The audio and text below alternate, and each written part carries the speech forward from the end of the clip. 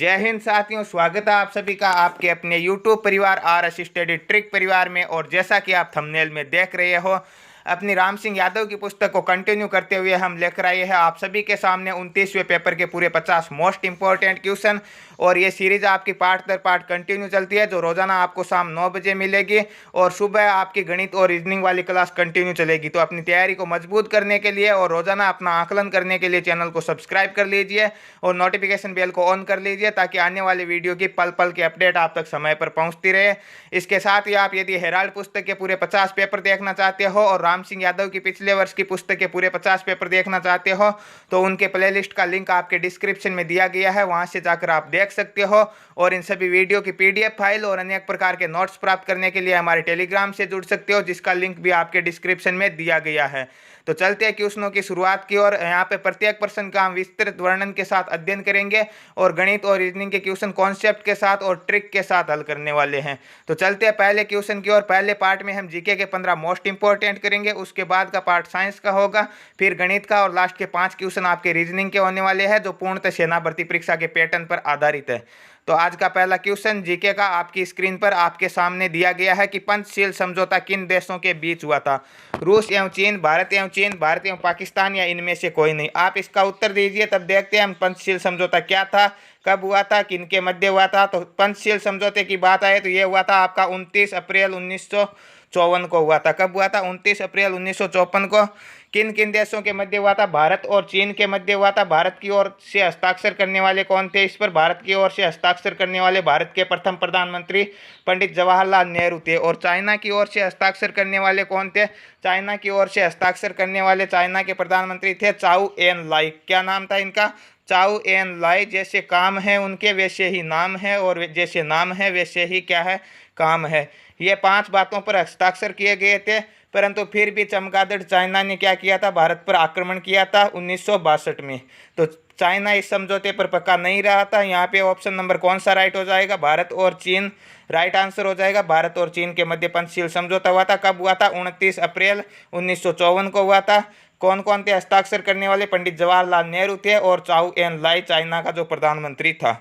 Next question है, Deodhar trophy किस खेल से जुड़ी है? फुटबॉल, हॉकी, क्रिकेट, या इनमें से कोई नहीं? यहाँ पे कौन सा ऑप्शन राइट होगा? यहाँ पे ऑप्शन नंबर सी राइट होगा। देवधर ट्रॉफी या फिर रणजी ट्रॉफी, दिलीप ट्रॉफी, ईरानी ट्रॉफी, इंडियन प्रीमियर लीग, ये सब किससे संबंधित है? क्रिकेट से संबंधित है। इसके अलावा यदि हम बात करें हॉकी से संबंधित, तो हॉकी से संबंधित कौन सी ट्रॉफी होगी? हॉकी से संबंधित होगी आपकी रंगास्वामी ट्रॉफी होगी, ध्यानचंद ट्रॉफी, बेगम रसूल अहम कप होगा, या फिर आगा खां कप होगा। ये सभी किससे संबंधित है? हॉकी से संबंधित है। और इनके लिए हमारे द्वारा शॉर्ट वीडियो बनाई गई है, जिसके प्लेलिस्ट का लिंक आपके डिस्क्रिप्शन में दिया गया है, और वहां से आप देख सकते हो। छोटी छोटी वीडियो बनाई गई है, वहां पे सभी की ट्रिक के साथ बताया गया है। फुटबॉल की भी है। फुटबॉल की कौन सी हो जाएगी? संतोष ट्रॉफी हो जाएगी, सुब्रतो कप हो जाएगा, आशुतोष कप हो जाएगा। ये सभी किससे संबंधित है? फुटबॉल से संबंधित है। ज्यादातर संतोष ट्रॉफी का पूछा जाता है, तो संतोष ट्रॉफी का संबंध फुटबॉल से है। आशुतोष कप, सुब्रतो कप का भी संबंध किससे है? फुटबॉल से संबंधित है। नेक्स्ट क्वेश्चन है कि देलवाड़ा मंदिर कहाँ स्थित है? मध्य प्रदेश, राजस्थान, उड़ीसा, या इनमें से कोई नहीं? तो देलवाड़ा के जैन मंदिर है, विमल शाही द्वारा बनाए गए हैं। और कहाँ पर स्थित है? ये राजस्थान के सिरोही जिले में स्थित है। ऑप्शन नंबर बी राइट होगा। इसके अलावा मध्य प्रदेश की बात करें तो मध्य प्रदेश के खजुराहो के मंदिर प्रसिद्ध है। इसके अलावा आपके भीम बेटका की गुफा कहाँ स्थित है? यह प्रश्न पूछा जाता है, तो भीम बेटका की गुफा भी आपके मध्य प्रदेश में है। ओडिशा का कौन सा मंदिर फेमस है? तो ओडिशा के मंदिर की बात करें तो कोणार्क का सूर्य मंदिर फेमस है, जिसे ब्लैक पेगोंडा के नाम से जाना जाता है, कोणार्क के सूर्य मंदिर को। और भारत सरकार के वर्तमान के 10 रुपए के नोट पर किसका चित्र अंकित है? तो आपके सूर्य मंदिर का चित्र स्थित है। नेक्स्ट क्वेश्चन है, शांति निकेतन निम्न में से किस व्यक्ति से संबंधित है? रविंद्रनाथ टैगोर, इंदिरा गांधी, श्री अरविंद, या इनमें से कोई नहीं? तो शांति निकेतन की बात करें तो किससे संबंधित है? आप सभी जानते हो, ऑप्शन नंबर ए राइट होगा। रविंद्रनाथ टैगोर से संबंधित है। रविंद्रनाथ टैगोर की बात करें तो रविंद्रनाथ टैगोर ने किसकी रचना की थी? रविंद्रनाथ टैगोर ने भारत के राष्ट्रगान जन गण मन की रचना की थी। इसके अलावा रविंद्रनाथ टैगोर की प्रसिद्ध पुस्तक का नाम क्या? गीतांजलि है। कौन सी पुस्तक है? गीतांजलि है। और गीतांजलि के लिए ही रविंद्रनाथ टैगोर को कब 1913 में साहित्य के क्षेत्र का नोबेल पुरस्कार दिया गया था, जो भारत के ही नहीं एशिया के प्रथम व्यक्ति थे साहित्य का नोबेल पुरस्कार पाने वाले, Rabindranath Tagore. Next question, Brazil किस पदार्थ का सबसे बड़ा निर्यात करता है? चावल, कॉफी, चीनी, या गेहूं?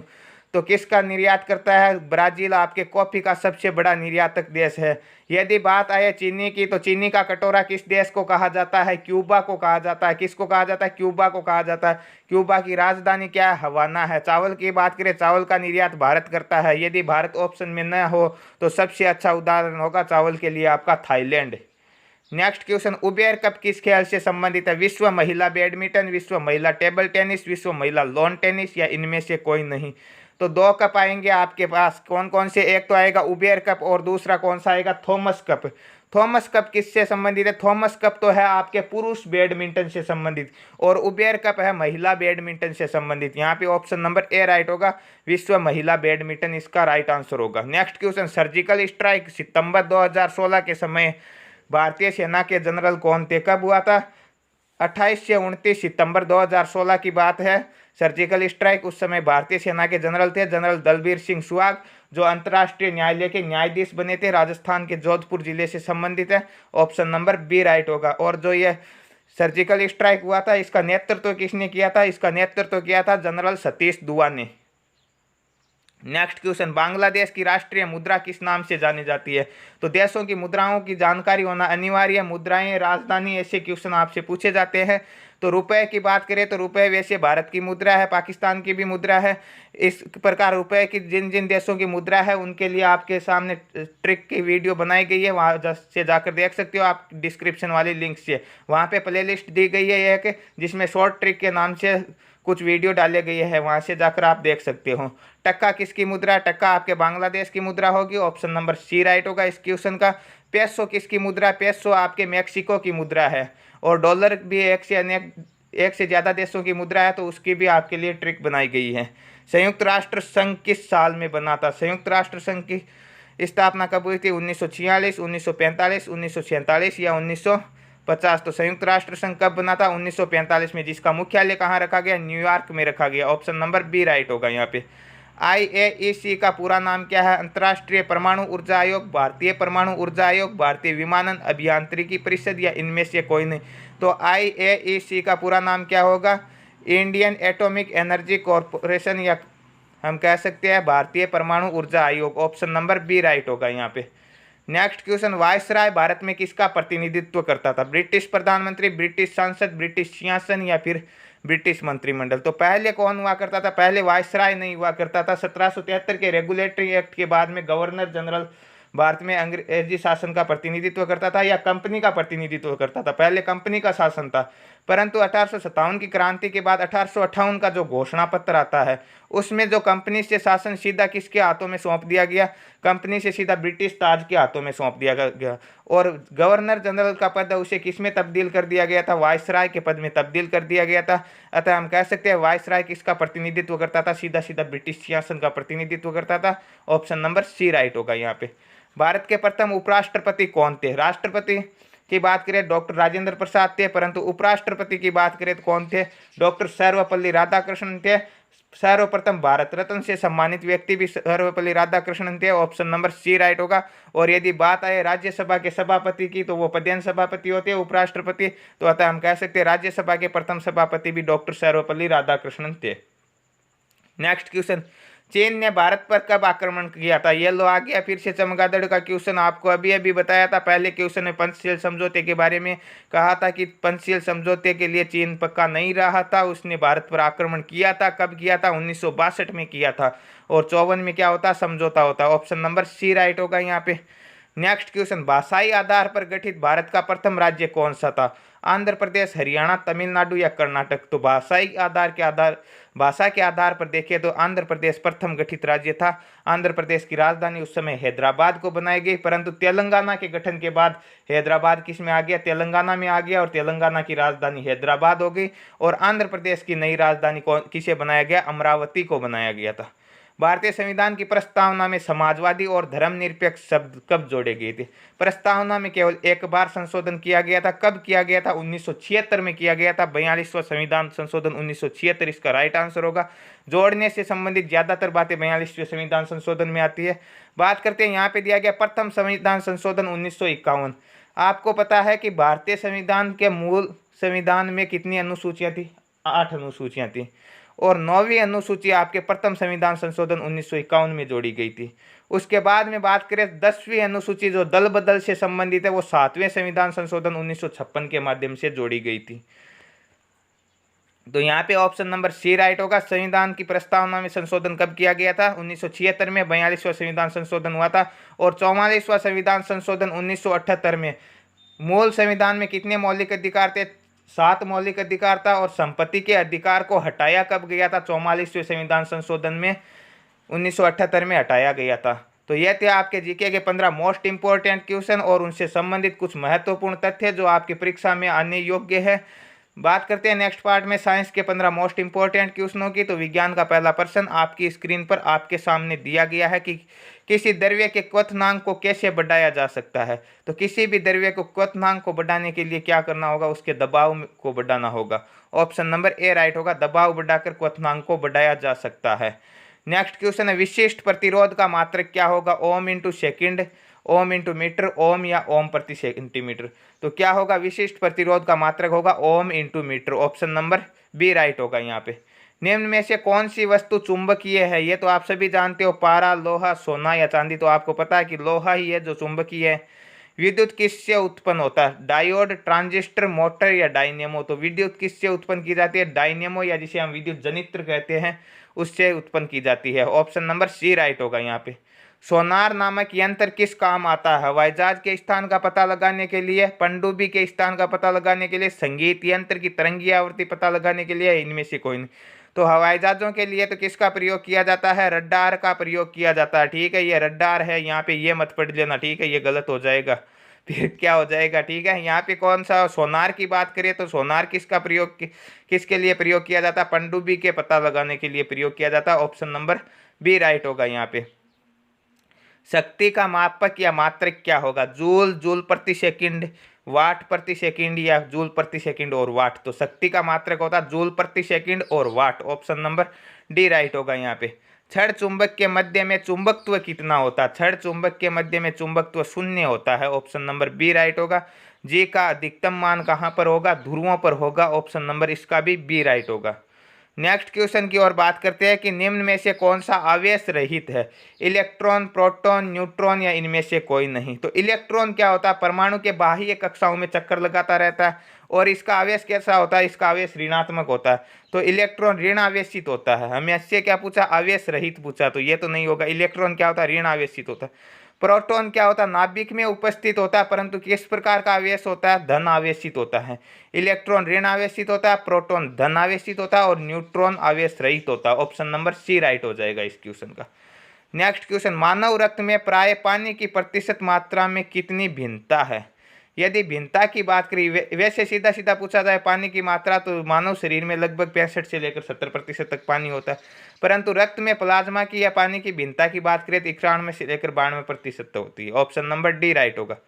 रिक्टर स्केल किसके मापने के कार्य में आता है? भूकंपों के अध्ययन को क्या कहते हैं? सिस्मोलॉजी कहते हैं। ठीक है, भूकंप का अध्ययन करने वाला यंत्र सिस्मोग्राफ होता है और रिक्टर स्केल जो मापक यंत्र होता है उससे भूकंप की तीव्रता मापी जाती है। ऑप्शन नंबर सी राइट होगा यहाँ पे। नेक्स्ट क्वेश्चन, ध्वनि तरंगों को विद्युत तरंगों में परिवर्तित करने वाले यंत्र को क्या कहते हैं? माइक्रोटोन, माइक्रोफोन, माइक्रोस्कोप या लाउड स्पीकर। तो ध्वनि तरंगों को विद्युत तरंगों में परिवर्तन करते हैं तो माइक्रोफोन का यूज किया जाता है। जब आप बात करते हो, ध्वनि तरंगे उत्पन्न करते हो और उसे विद्युत तरंगों में उत्पन्न करते हो। ऑप्शन नंबर बी राइट होगा यहाँ पे। नेक्स्ट क्वेश्चन, ताप बढ़ाने से ध्वनि का वेग क्या होगा? बढ़ेगा, घटेगा, अपरिवर्तित रहेगा या फिर घटकर बढ़ेगा? तो तापमान बढ़ाने पर ध्वनि का वेग भी क्या हो जाएगा? बढ़ जाएगा। ऑप्शन नंबर ए राइट होगा। प्रिज्म के लिए अधिकतम विचलन कोण किस रंग की किरण से होता है? लाल, नीला, बैंगनी, हरा। तो लाल तो सबसे कम होता है, अधिकतम किसका होगा? बैंगनी का होगा। ऑप्शन नंबर सी राइट होगा यहाँ पे। नेक्स्ट क्वेश्चन और साइंस का लास्ट क्वेश्चन आपकी स्क्रीन पर आपके सामने है कि ट्रेकोमा बीमारी किस अंग से संबंधित है? आंख, नाक, कान या गले। तो ट्रेकोमा नामक बीमारी आपकी आंखों से संबंधित है। ऑप्शन नंबर ए राइट होगा। यह थे आपके 15 क्वेश्चन साइंस के। उससे पहले 15 क्वेश्चन हमने जीके के किए। आशा है आपके आसानी से समझ में आए होंगे।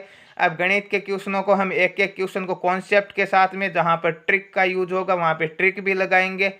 और एक एक क्वेश्चन को अध्ययन करेंगे, तो वीडियो में लास्ट तक बने रहे। और लास्ट में आप कमेंट बॉक्स में कमेंट करके बताना कि इन 50 में से आप कितने आपके पहले से आ रहे थे। यहाँ पे दिया गया पहला क्वेश्चन कि x बराबर 1, y बराबर 2, z बराबर 3 हो तो x cube plus Y cube plus Z cube minus 3xyz का मान आपको ज्ञात करना है। तो जहाँ पर x दिया गया वहाँ पे क्या लिखना, 1, y दिया गया 2, z दिया गया 3, लिख दो, उत्तर आ जाएगा। x क्यूब है तो 1 का क्यूब, y क्यूब है तो 2 का क्यूब, और z क्यूब है तो क्या लिखना, 3 का क्यूब। माइनस का निशान है, 3 दिया गया, xyz है तो 1 इंटू 2 इंटू 3। ठीक है, अब इन्हें सरल कर दो। 1 का क्यूब कितना होगा, 1, 2 का क्यूब कितना होता है, 8 होता है, 3 का क्यूब कितना होता है, 27 होता है। ठीक है, घनमूल के पहाड़ी आप याद कर लेना, नहीं याद है तो बहुत काम आएंगे आपके। यहाँ पे 3 एकम 3, 3 दूनी 6, और 6 3 कितने हो जाएंगे, 18। 27 और 8 35, और 1 कितने हो जाएंगे, 36। 36 में से 18 घटा देंगे तो कितने बचेंगे, 36 में से 18 घटा देंगे तो 18 ही बचेंगे। ऑप्शन नंबर सी राइट हो जाएगा इस क्वेश्चन का। नेक्स्ट क्वेश्चन, 50 प्लस 70 का 20% कितना। 50 प्लस 70 कितने हो जाएंगे, 50 और 70 120 हो जाएंगे, और 120 के निकालने कितने, 20%। तो कुल संख्या नीचे लिखते हैं, इंटू 100 से गुणा करवा देंगे।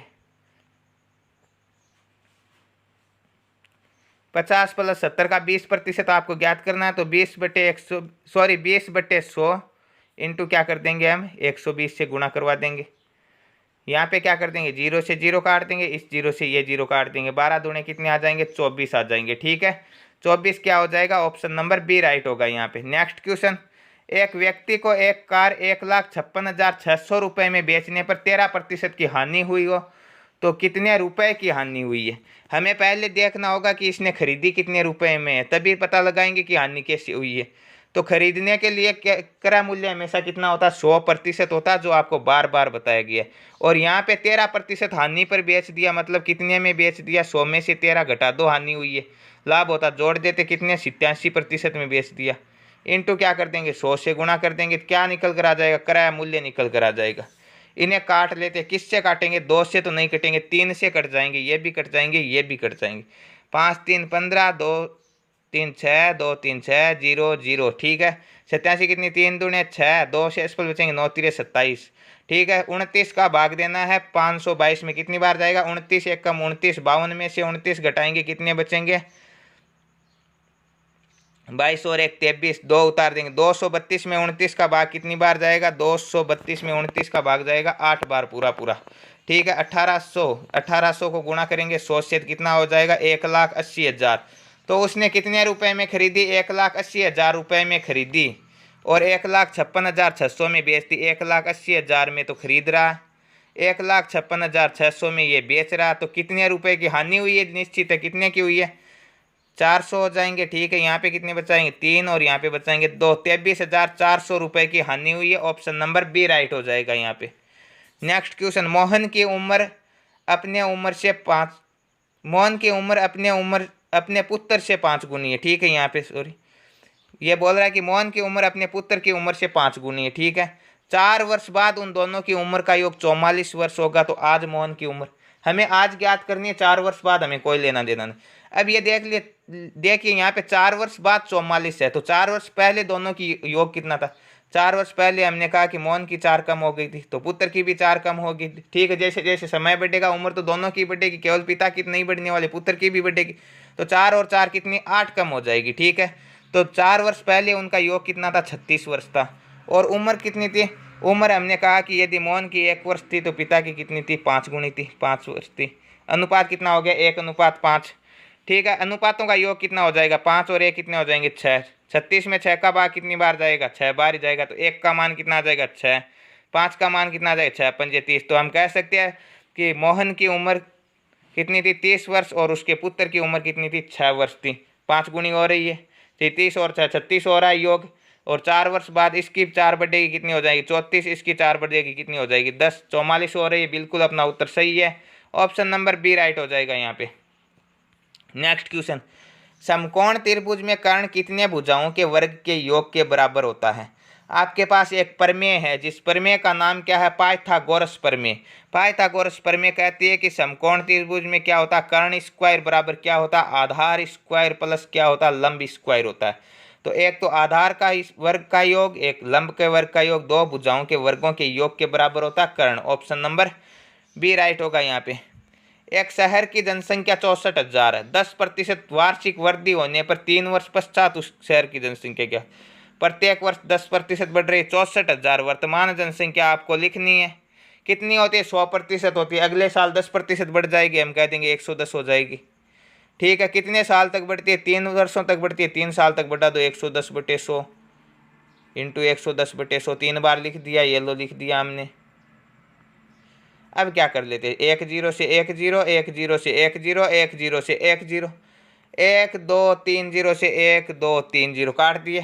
क्या बचे? 11 इंटू 11 इंटू 11। 11 का क्यूब कितना होता है? 11 का क्यूब होता है 1331। ठीक है, और 1331 को गुणा करवाना है 64 से। ठीक है, गुणा करवा लेते हैं हम। 1331 है, 1331 को गुणा करवाएंगे 64 से, कितना निकल कर आएगा? 4 से करवाते, 4 1 कम 4, 4 3 12 और 1 13, 4 और 1 5।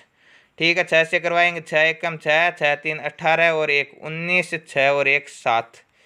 यही आएगा। गुणा करवाएंगे 4 आ जाएंगे, 6 2 8 आ जाएंगे, 9 और 8 और 3 11, 9 और 5 14 और 1 15, 8 और 1 7 और 1 8, 85,184 होगी 3 वर्ष बाद जनसंख्या। ऑप्शन नंबर बी में दिया गया, तो ऑप्शन नंबर बी क्या हो जाएगा? राइट आंसर हो जाएगा। नेक्स्ट क्वेश्चन, मैथ एफ है अर्थात एचसीएफ आपको ज्ञात करना है। आपको बताया गया है कि एचसीएफ और एलसीएम दोनों एक ही विधि से ज्ञात करना है। एक ही विधि से कैसे ज्ञात करेंगे? जैसे एलसीएम निकालते हैं, कितने का निकालना? 476, 1386। ठीक है, और कितना दिया गया? 1246। अब आपको निकालना है एचसीएफ, एलसीएम नहीं निकालना। सर्वप्रथम हम 2 का भाग देंगे। एलसीएम होता तो भी 2 का देते, और एचसीएफ है तो भी 2 का। एचसीएफ में 2 का क्यों देंगे? 2 का इसमें भी जाता, इसमें भी जाता, इसमें भी जाता, तीनों में जाता, 2 का दे दो। 2 दूने 4, 3 दूने 6, 8 दूने 16। फिर इसमें कितनी बार जाएगा? इसमें जाएगा आपका 6 दूने 12, 9 दूने 18 और 3 693। इसमें कितनी बार जाएगा? इसमें जाएगा 4, 6 दूने 12, 2 और 3 623। अब भाग 2 का नहीं देंगे, क्योंकि 2 का केवल इसमें जाता है, इन दोनों में नहीं जाएगा। 3 का देते हैं, 3 का भी नहीं जाएगा, 5 का भी नहीं जाएगा, भाग जाएगा 7 का। 7 का इसमें कितनी बार जाएगा? 7 3 21, 4 7 28, 34 बार। इसमें जाएगा 9 7 63, 9 7 63 99 बार। इसमें जाएगा 8 7 56 और 9 7 63। अब किसी भी संख्या का कॉमन रूप से इनमें भाग नहीं जाएगा। यदि कॉमन रूप से नहीं जाएगा तो हम आगे नहीं देंगे, क्योंकि आगे देंगे तो एलसीएम निकल कर आएगा। एचसीएफ इतना निकल कर आ गया, 7 दूने कितना हो गया? 14, तो इनका एचसीएफ कितना हो जाएगा? 14 हो गया। दोनों एक ही विधि से हो गए। एलसीएम निकालना होता था, हम और आगे भाग देते, और आगे सरल करते और फिर गुणा करवाते। नेक्स्ट क्वेश्चन, ए अनुपात बी बराबर 6:7 है, बी अनुपात सी बराबर 8:9 है, तो ए अनुपात सी आपको ज्ञात करना। हम तीनों ज्ञात करेंगे, दो ही क्यों? ए अनुपात बी अनुपात सी तीनों ज्ञात करते हैं। कैसे? ए अनुपात बी दिया है 6:7, 6 के नीचे, एक के नीचे 6, बी के नीचे 7, सी के नीचे कुछ नहीं है तो पास वाला 7 और लिख दो। बी अनुपात सी 8:9, बी के नीचे 8 लिखो, सी के नीचे 9 लिखो, एक के नीचे कुछ नहीं है, पास वाला 8 लिख दो। अब गुणा करवा दो। एक का मान कितना आ जाएगा? 8 छक्के 48। बी का मान कितना आ जाएगा? 7 8 56। सी का मान कितना आ जाएगा? 9 7 63। पूछा किसका? ए अनुपात सी। एक का अनुपात 48 है और सी का 63 है, तो कितना आ जाएगा? 48:63। आप बोलोगे ऑप्शन में नहीं है, कैसे नहीं है? अभी लाते हैं। किससे कटेंगे? 3 के पहाड़े से ये कटेगा 16 3 48, 3 के पहाड़े से ये 21 3 63, 16:21। अब ऑप्शन में है, बिल्कुल है, ऑप्शन ए में। ऑप्शन ए राइट हो जाएगा।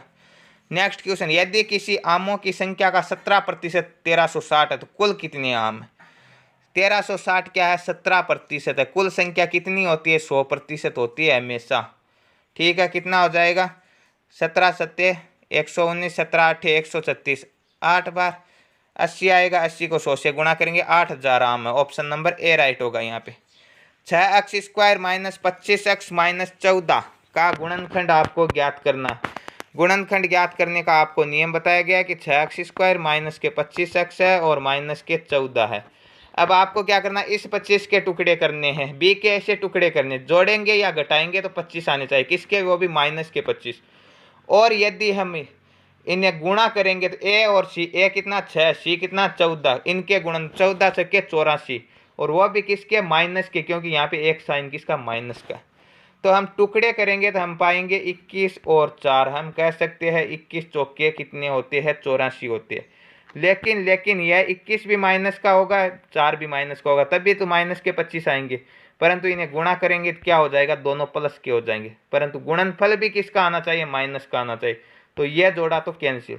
अब कोई बड़ी संख्या सोचते हैं, 28 में से 3 घटाते हैं तो क्या आता है, 25 आता है। 28 माइनस के 3, 28 3 84, एक माइनस का एक प्लस का, तो माइनस का आ रहा, बिल्कुल 28 और 3 लेना। तो हमारे पास क्या आ जाएगा, 6x² अपनी जगह हूबहू रहेगा। यह आपको सोचना होगा, जितना सोचोगे उतना ही जल्दी प्रश्न होगा, ठीक है। यहाँ पे कितना हो जाएगा, माइनस के 28x प्लस के 3x, ठीक है। 28 में से 3 घटाएंगे 25 आ जाएगा, और माइनस के 14। अब आपको कॉमन लेना, 28 में 2 का भाग जाता है, 6 में भी 2 का भाग जाता है, ठीक है। तो क्या कॉमन आ गया, 2 कॉमन आ गया। अक्स इसके साथ भी है, अक्स स्क्वायर इसके साथ भी, अक्स कॉमन आ जाए। 6 में 2 का भाग 3 बार जाएगा, अक्स स्क्वायर में अक्स बार जाएगा, ठीक है। माइनस अक्स से अक्स कैंसिल, 28 में 14 बार जाएगा। और क्या करेंगे, यहाँ पर भी 3x माइनस 14 आना चाहिए, और 3x माइनस 14 आने के लिए प्लस का एक कॉमन ले लेंगे, 3x माइनस 14 अपनी जगह ऊपर रह जाएगा, ठीक है। तो एक तो कोष्टक के अंदर आ गया, क्या आ गया, 3x माइनस का 14। कोष्टक के बाहर क्या आया, 2x प्लस 1, 2x प्लस के 1, 3x माइनस के 14। किस ऑप्शन में दिया गया है, 3x minus 14, 2x plus 1, option C में, ऑप्शन सी राइट हो जाएगा। यहाँ पे ऐसा है, आपके आसानी से समझ में आ गया होगा। नेक्स्ट क्वेश्चन की ओर बढ़ते हैं। नेक्स्ट क्वेश्चन आपकी स्क्रीन पर आपके सामने की लघु गुणक 5.326 का पूर्णांश क्या होगा। आपको पता है कि जब संख्या आपके एक से अधिक हो, मतलब दशमलव से पहले कुछ संख्या, ऐसी स्थिति में लघु गुणक पूर्णांश क्या होगा कि दशमलव के बाईं ओर, यानी दशमलव से पहले, पॉइंट से पहले जितनी संख्याएं हैं उनसे एक कम। पॉइंट से पहले कितनी संख्या, एक का केवल 5, एक है तो एक में से एक घटाएंगे तो कितना होगा, इनका पूर्णांश होगा 0। ऑप्शन नंबर सी राइट होगा यहाँ पे, और कुछ नहीं करना, इतना ही होगा।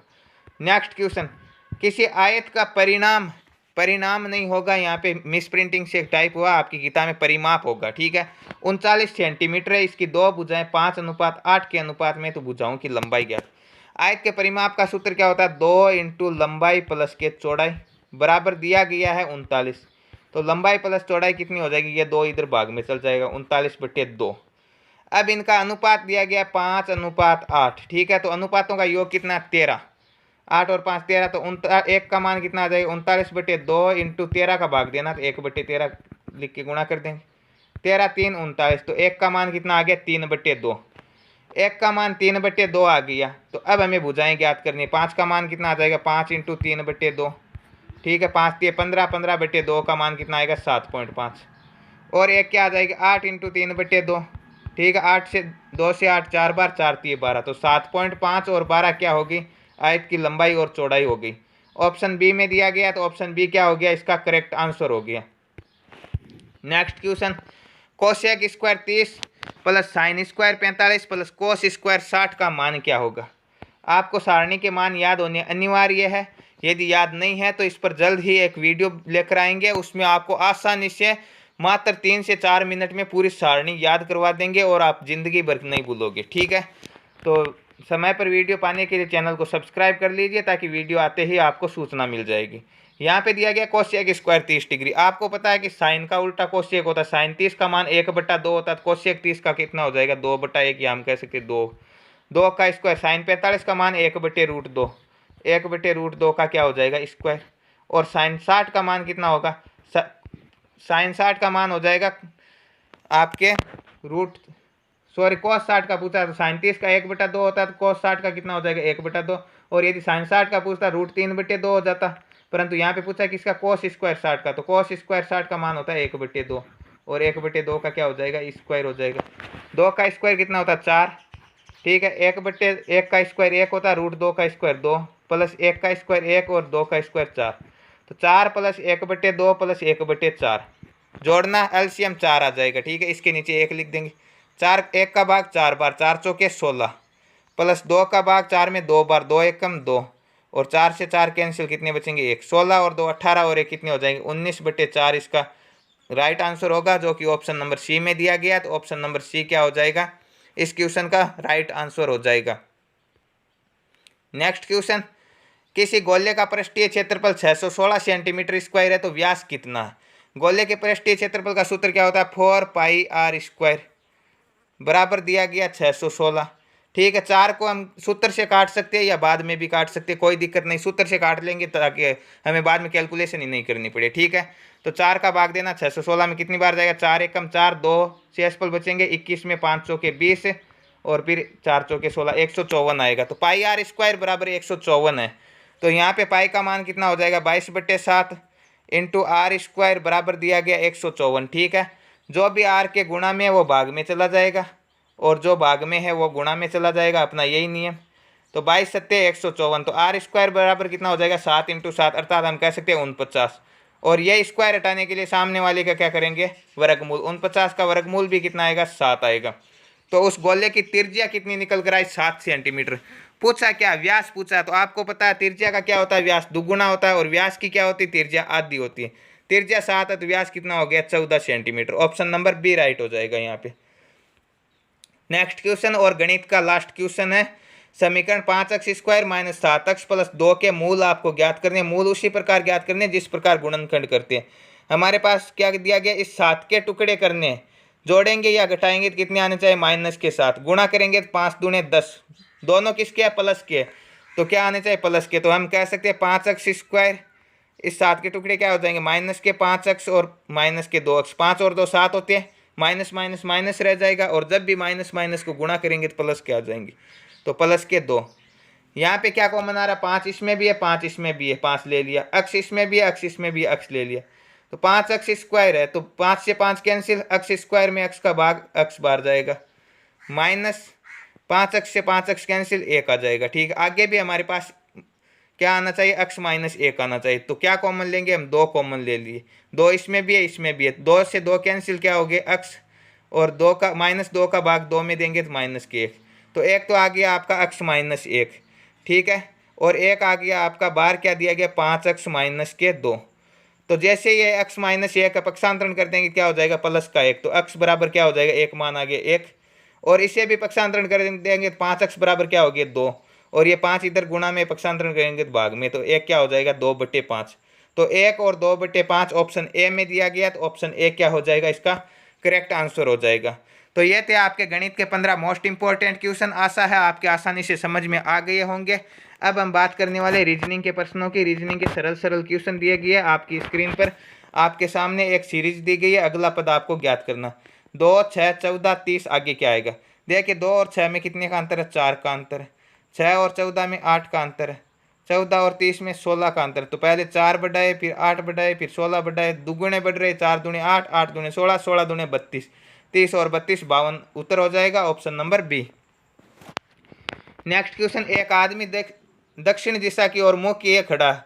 दिशा दूरी का क्वेश्चन है और दिशाओं का ज्ञान आपको होना अनिवार्य है। ठीक है, चाहे आप पेपर दो या ना दो, दिशाओं का ज्ञान होना अनिवार्य है। ये उत्तर हो गई, ये दक्षिण हो गई, और ये पूरब हो गई, ये पश्चिम हो गई। ठीक है, पेपर तो देना ही है, पेपर के लिए ही तो पढ़ रही है। यहाँ पे दिया गया है कि दक्षिण दिशा की ओर मुख रहा है, यह इसका मुख इधर हमने करवा दिया दक्षिण की ओर। यह घड़ी की सुई की विपरीत दिशा में, ठीक है, विपरीत दिशा में मतलब इस ओर घूमेगा, घड़ी की सुई इस ओर घूमती है 135 डिग्री। तो यहाँ से यहाँ तक लेकर ये 90 हो गया और ये 135 यहाँ पे हो गया। ठीक है, इन दोनों के बीच में तो मुख किस ओर हो गया, उत्तर पूर्व में अब इसका मुख है, हम कह सकते हैं।